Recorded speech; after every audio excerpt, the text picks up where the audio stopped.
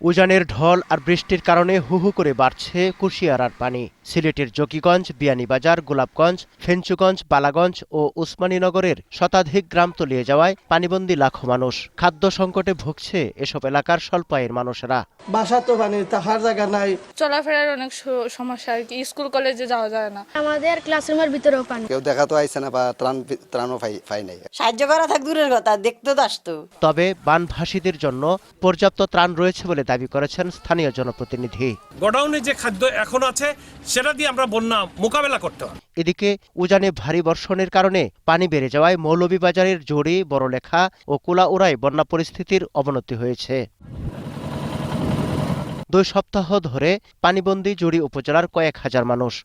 প্রধান সড়ক তলিয়ে যাওয়ায় হাওরপাড়ের হাজার হাজার মানুষ পানির উপর ভাসমান দিন কাটাচ্ছে। 15-20 দিন গিয়ে পানি কোনো কমে নাই। স্কুলে যেতে পারি না, চলাফেরা সমস্যা হয়। পানি ঘরের ভিতরে উঠছে, অথচ আমরা ঈদ কেমন সুন্দরভাবে আমরা করতে পারছি। বাথরুমও যাইতে পারি না।